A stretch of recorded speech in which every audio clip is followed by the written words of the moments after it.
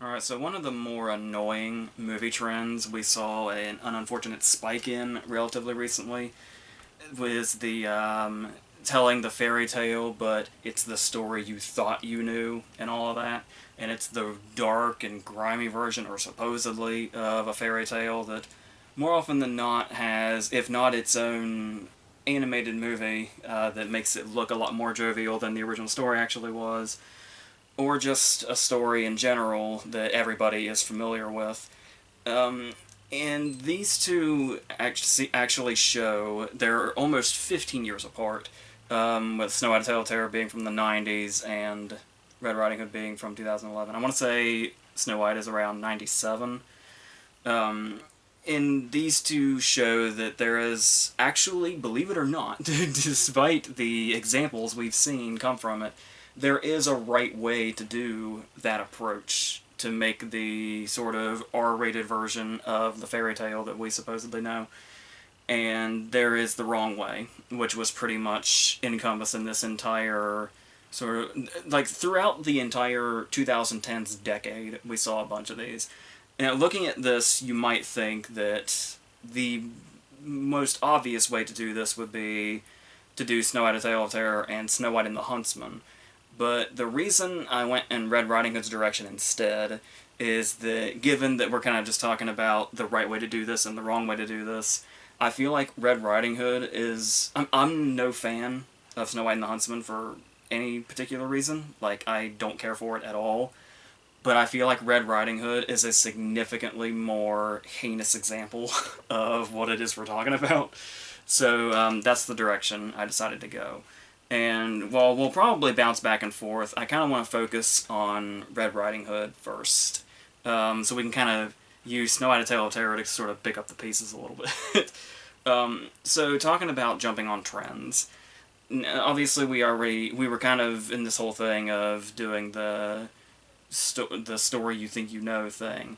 Despite the fact that we were mainly in PG-13 territory for the most part because we had to sell it, which is pretty much the main difference you'll see between the two is Snow White: Tale of Terror seems to come from like a sincere place. It seems to come from a place of somebody that genuinely wanted to tell this story in this way and was like, well, yeah, there is the animated movie is what people are gonna know the most, but it was always sort of looming over that fact in that very beloved movie is there's a much darker story that initially stemmed from. With this era, they just wanted to sell shit.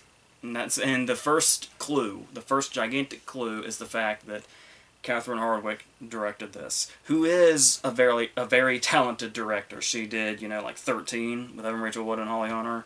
But I don't think that is the movie that convinced executives that she should do a movie like Red Riding Hood. I would say it's probably the fact that she's the director of Twilight, as it clearly states on the cover. So once that is in your head, then it becomes abundantly clear why this movie exists. It is not to tell, the darker aspect of a story that we supposedly know. And just to throw into that fact even more, it's not enough that we got the director of Twilight, but no, we've definitely, for sure, got to throw a love triangle into this because of Twilight, because it exists, I suppose. It was already 3 years old at this point, but we just needed more of that. So that's pretty much why Red Riding Hood exists. So we have this starting point when she's a little girl and she meets this tool that jumps out of the bushes, and of course he's that dude that's breaking the rules, and that's what attracts her to him, and they're really reaching for that Twilight crowd. They're really going for that I'm in my rebellious teenage phase sort of protagonist, because they're under the assumption that is their target audience that is in the theater watching this. And they focus so much on her hanging out with this tool and possibly cutting the throats of rabbits because they like to break the rules. It makes them sound like pieces of shit to me, but they're just kids breaking the rules, I guess. To the point that we immediately jump ahead 10 years after one scene of them hanging out potentially going to kill a rabbit. That's all the introduction, apparently, our main character needs. That she may or may not be in love with a tool that likes to break the rules. So, and you get this vibe when her sister is killed in pretty much the first scene following the 10-year gap. And your first thought, it's a big dramatic moment. It's like, your sister, oh my god, your sister. And she goes out there and her parents, who are Billy Burke and Virginia Madsen, are standing over the body of their daughter, which you can't, it's kind of hard to put together right away because judging by their expressions, they don't look that distraught looking at their mangled daughter there. Well, would-be mangled daughter if this weren't a movie for the Twilight crowd, obviously. Because you gotta get that rating. But, your next thought might be, she had a sister? I had no idea. I'm glad we're learning this now. I'm glad we're learning this posthumously. So, they were so focused on, oh, she likes to hang out with tools that might kill rabbits. They didn't tell us anything else about her, so we're just gonna kind of have to figure that out as we go in the most sloppy way possible. And with these moments that may have potential meaning in another story if they were more fleshed out, but no, we're just jumping right into it. So, and then because they jumped over so much, we're left with really, clunky exposition as it goes on. Most notably, Gary Oldman's arrival when he shows up with his two daughters. And they've been writing for apparently a very long time. Lucas Haas got a hold of him a long time ago, and he's been on his way, and he's coming here to kill this werewolf. And he's brought his daughters with him for some reason, because let's bring his daughters where the werewolf is. And as they're getting off, he's saying, like, I've got to go kill the beast. That's why I've got to go. And they're like, oh, is this the beast that killed our mother? And it's like, wow, you'd think in that whole journey they would have had that discussion by now, but that's how we're doing it. That's how we're unveiling the story, is lines like that, because they are not clearly focusing on the right thing here. It's not a, like I said, this is not a character thing at all. Forget everything that Snow White: A Tale of Terror did to add to its character depth and motivations and all that stuff. Fuck that shit. We don't need that in Red Riding Hood. We don't at all. And that's the thing, too, is you'll notice that everybody kind of looks and sounds modern. Like in Snow White, they all look like, everything looks like it's period detail up to and including most of the cast. I think Monica Keena, who's kind of in the, who is Lily, she's kind of in the Snow White role, obviously. It may look a little more modern than the other cast, but I think the production values make up for that. And as far as production values go with Red Riding Hood, it's like, so much of this little village looks like a set. And not only that, it almost looks like an incomplete set. It's like you can tell they're on some sort of sound stage or something. There's a lot of CGI as far as like setting goes, and it's, yeah, really just not a whole lot of, this was not a labor of love by any means at all. No real sets, no costumes that really stand out. I suppose the red cloak kind of stands out when it's like, the way they like lengthen it for the dream sequences is kind of a nice idea. But for the most part, they don't really give much of a shit. They're just here to sell something. And of course, not only do a lot of these characters not feel like their particular time period, or sound like that even, they're all a bunch of idiots too. Because we got the thing where Gary Oldman comes out and he's like, they say, oh, we killed the wolf, see, we got his head on a stick, and he's like, that's not the wolf, because when you kill a werewolf, it goes back to its human form, and that would be a human head if that was the werewolf, so that is not the werewolf. And they basically say, well, fuck you, expert, we don't care, we think we killed it, so we're just all gonna get together and party in the same place where we could eventually all die. So, to Red Riding Hood's credit, in 2019, I would have found that outlandish. But what we've learned about people in 2020, okay, maybe Red Riding Hood got something right. But on top of that, the result of that, of course the werewolf's going to come. And that's what I was talking about with the very PG-13-ness of it. Because I'm not a part of this crowd that's all, everything has to be really R-rated and bloody, and people have to say fuck a lot for a movie to be, outside of kid-friendly. But the thing here is that if you're gonna do it, why don't you fucking commit to it? Because you've got, oh, this is the dark story, this is the dark angle of this story, and we're gonna beat you over the head with this shit and say, this isn't this little child-friendly shit. Fuck that. That's what you thought you knew. That's what you knew when you were a child. This is what you know as an adult now. Haven't we ruined your childhood with how dark our adaptation of the story is? But it's got PG-13 werewolf attacks, which are a few scratches, and you just kind of... Really, if somebody's laying there with their eyes open is the only way you can tell if they're, like, legit dead or not. And it's like, if they have their eyes closed, maybe they're just unconscious. But if they have their eyes open, they must be dead. That's really the only way you can tell. And this was the year after Joe Johnston's The Wolfman with Benicio del Toro. And those scenes were fucking vicious. And it's like, if they did it like that, kind of in their defense, it probably would have felt too similar to the movie from the previous year. But, I mean, still, like I said, if you're going to do the dark version, you got to commit. But instead, you've got your PG-13 werewolf attacks, you've got your PG-13 sex scenes, which has there ever been a more boring and pointless invention than the PG-13 sex scene? I mean, most sex scenes are pointless, but I mean, PG-13 especially, because you already know going in that they're going to get stopped. It's not going to go anywhere. It's not going to be there's nothing going to be particularly romantic about it or anything like that. It's only here to look like they're going to be all, whatever the hell, steamy, whatever the fuck phrase whatever adjective you want to use. But they're going to get cut off, making the entire scene pretty much pointless. It's basically we're centered too much on this damn love triangle, which we don't give two fucks about. And not only that, but they keep throwing in these convoluted storylines. Like, there's the whole thing where, you know, Virginia Madsen had an affair with Max Irons' dad, and so the sister was actually his child, and it's like, yeah, they throw this into the final reveal, but I mean, it just makes the whole thing way too jumbled. Like, it's weird how much it's got too much going on, yet feels lazy at the same time. It's like, they're doing way too much and way too little simultaneously. And it's... and it's just, yeah. And that's what we have here. It just turns into a boring mess that we don't care about. Especially talking about not giving a shit very early on. Obviously, there's going to be red herrings everywhere.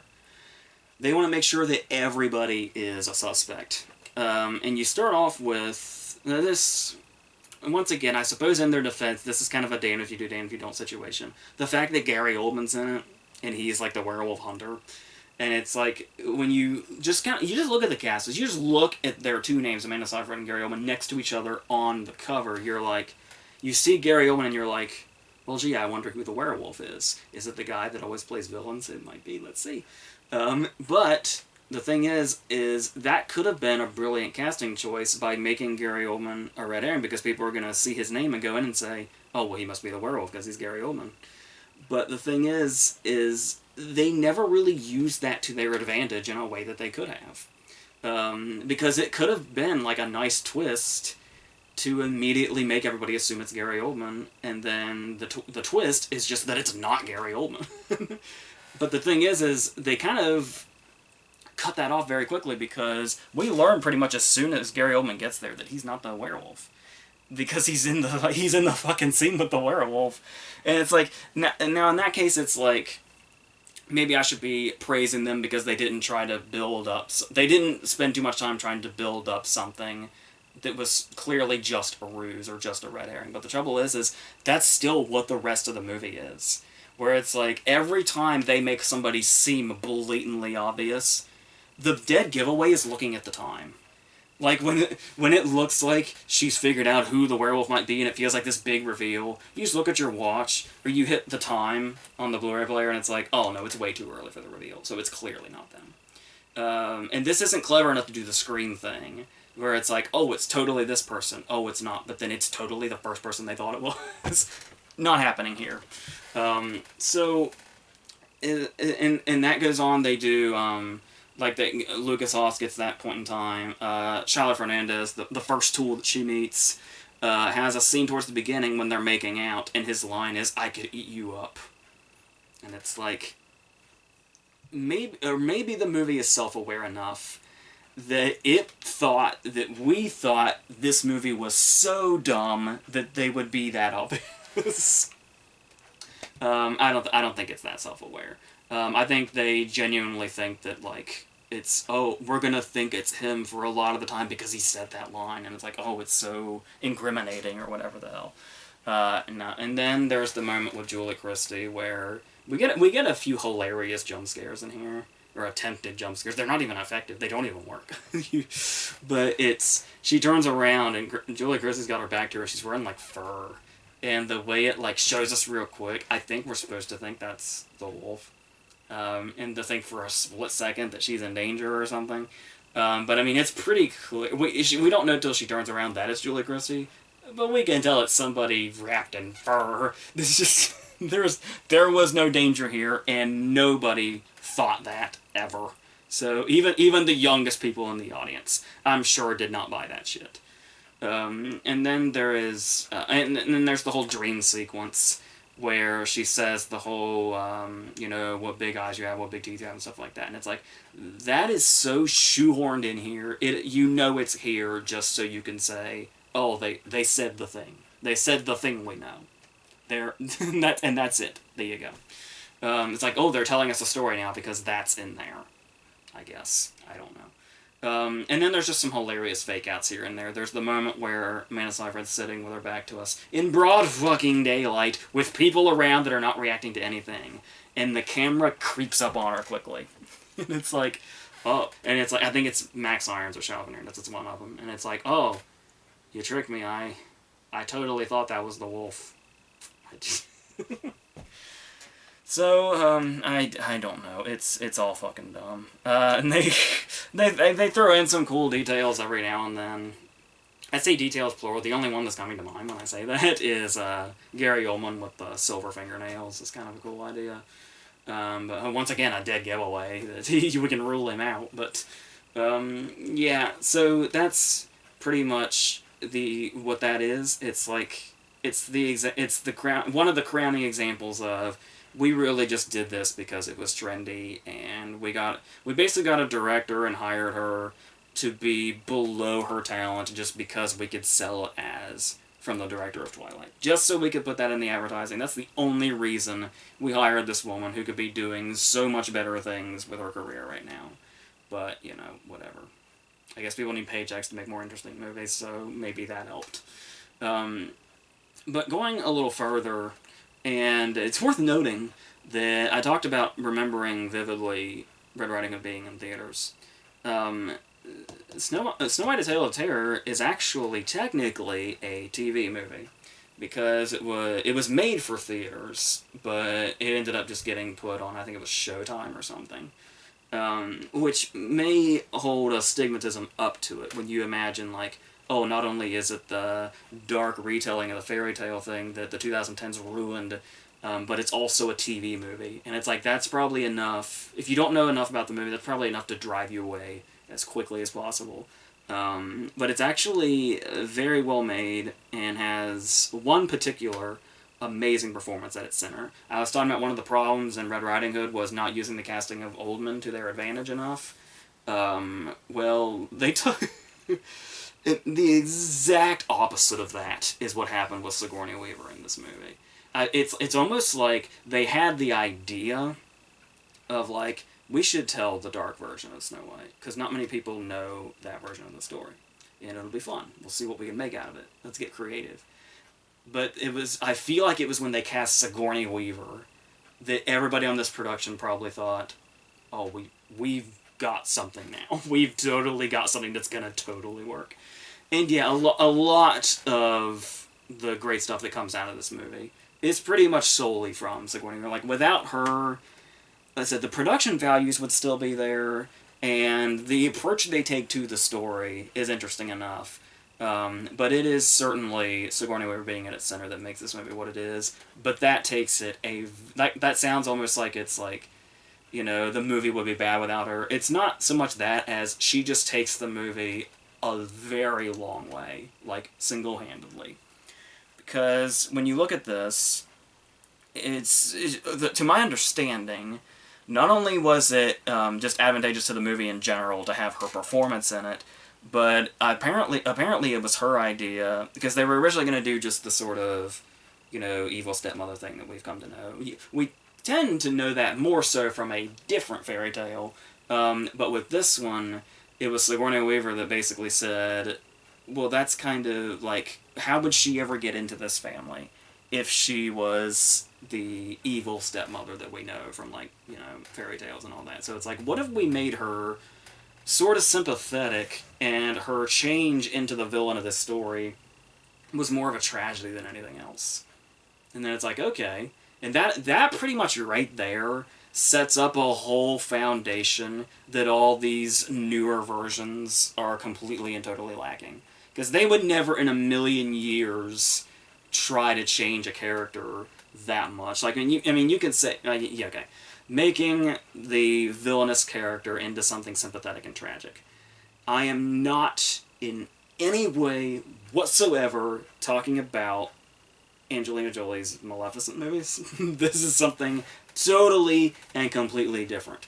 If they had, I would have absolutely appreciated that approach in the Maleficent movies if they did it in a similar fashion that they did with Sigourney Weaver here.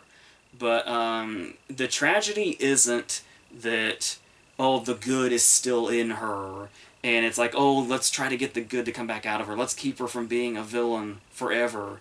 The tragedy is that she's a massive fucking villain forever now. That's the tragedy. And the fact that that is laid out makes everything after it all the more effective, because we know how we got to this point, and that we're not turning back. That's the real tragedy. Because we have these moments where she starts off like a decent mother figure, where she gives her a puppy. That's the first thing she does, is give her a puppy. And it almost seems like that it's Lily's fault that all this happens. Because this all kind of starts with her creeping on them when they're being a married couple. and then they become antagonistic towards each other. And then the mirror ends up corrupting her, and then it goes from there. And it's like, so really, obviously, the mirror is the villain of this movie, but unfortunately, Claudia is just in the middle of this and becomes the physical form of our villain. And the fact that this comes after the whole losing her baby thing, there's so much here that is tragic to this character and makes her sympathetic, and then we get to the really weird and creepy stuff. And that's another thing that makes this movie work a lot more than these other adaptations, was you want to be dark, and you want to be kind of scary about it. This is a horror movie. Like, there's no way around it. You can say, oh, it's kind of this and you're kind of this thing. But the thing about it is that it doesn't get carried away. It is an R-rated movie. It's got some very, very dark and disturbing stuff in it. But I think the thing that makes it stand out among other adaptations is that it never feels like it strays away from feeling... It keeps all the fairy tale aspects. Like, it doesn't abandon the fairy tale thing to just do a horror thing. It combines the two.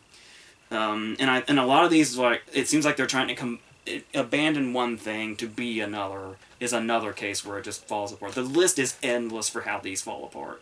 And this movie doesn't do any of those things that make it just completely come apart. And it's able to throw in stuff that's, like, really disturbing, but it tends to be for a purpose. Like when we have the moment when she says, she tells her brother Gustav to go out and kill her, take out her heart and bring it to me, and just put the rest of her in the stew.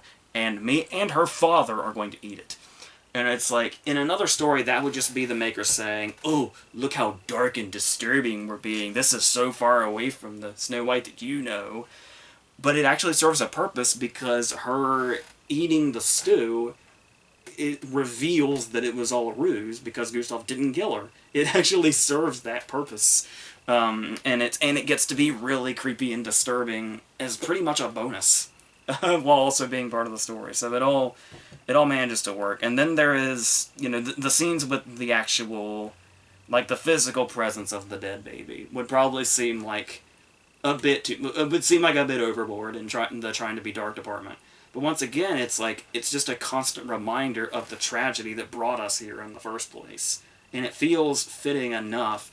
And it actually accomplishes what these movies try to do, where the longer we see the dead baby there, the more, not only are we more disturbed, but the fact that we're like, the balls on this movie to keep showing that. And it's like, that's what they try to accomplish so much. They want so badly in these newer ones to accomplish the we actually went there sort of thing. And this movie goes there without feeling like it's bragging about it. And I think that's something really crucial. So, and then there's all this stuff where, like, as far as, like, Weir's performance goes, the way she's able to do both those things, where she's, you know, Claudia at the beginning, and then once she's, you know, turned over by the mirror, it's like she's able to do the creepy thing that would seem like stuff that'd be like way too try hard from another actress. Like when she's doing the maniacal laugh, it's like she can do an amazing maniacal laugh, and it's like that would. There's so many actresses I feel like that wouldn't work with. I feel like the list is very short on actresses that would have made this work, and she can go so over the top and actually do that. And I think it's also that she's an actress that we don't typically see, at least in her more notable work, go so over the top. So it's almost like a surprise to see it from her. And it's, especially given the fact that this was like so, as many years ago as it was. And it's, yeah, I lost track of the years. I was, yeah. And as far as the fate of, like, her brother also, when she realizes the ruse and she, like, you know, puts the curse on him, and that scene happens, or it's the scene where she's seducing Sam Neill and she can go back and forth, and it's like, it actually gets horror-like and genuinely, like, terrifying in its imagery, and then it can do two things at once, where it's the moment when she, like, I guess you could, seduce is a pretty generous word, the scene in bed with Sam Neill, where there is something, like, really seductive and sexy about her, even though we know her motives at this point, due to the fact that we can acknowledge that while the scene remains kind of scary. And it's like she's able to accomplish both things at once. So, and then talking about terrifying ideas, the idea that instead of Snow White just sort of sleeping in this version, they do more of the sort of locked-in syndrome sort of thing, where her eyes are open and she can, like, see and feel everything as she's buried alive. It's a very short-lived portion of the story. Like, I kind of they could have done more terrifying things with that, but I do think the time in which it's here is very effective and a very terrifying concept. So, that's what I think this movie really excels at, is the whole thing of being able to do that kind of stuff and take it that step further, but still feel like the fairy tale that it's set in, and you're just also throwing in, like, really haunting imagery almost as a plus, when we've got, like, when she takes, you know, Sam Neill and is starting that whole ritual, and you got, like, the creepy people in, like, the pews and shit. The whole thing is, it really captures that sort of horror and creepy vibe, while also maintaining its roots rather than trying to run away from them or feel above them in any way. And that's the thing too, is I feel like these movies, these new ones, try to be condescending towards the material that has come before it, the adaptations that have come before it. And with this one, it's like, it feels like it's embracing the material, but you almost get this sense that, like, there's a sort of respect for it in general. Whereas it's, like I said, with these, they're just trying to sell something. So that's basically what I'm getting at. So, I guess that's about all I really have to say about these. So, yes, obviously there is a right way to do this. Like I said, it's been so long. This movie is, what, 23 years old? That's where I got messed up with the years a little bit ago. I was thinking about I was back in 2011 thinking about Red Riding Hood. But yeah, the movie itself now is like 23 years old. And you have to go all the way back to then to realize that there actually is a right way to do this. But we're so bombarded by the wrong ways to do it that we may tend to forget that. But needless to say, whether or not somebody wants to come out, I know we just had, like, Gretel and Hansel recently, which I thought was fine. But I don't think it's a trend that we really need to keep alive. for long periods of time, and it's like, if people want to come out and try like every few years or so and just go like one at a time, maybe we can try that and maybe we can get a little better, but if you're going to try to turn them out as a trend, we're going to end up with shit like this. So that's never a good thing. So I guess we'll go ahead and end this here. I think the next thing is going to be a review video, and then another King video, and then probably another one of these. And as we've been saying, we'll just go from, you know, week to week or whatever. So until whatever's next, I think that's it.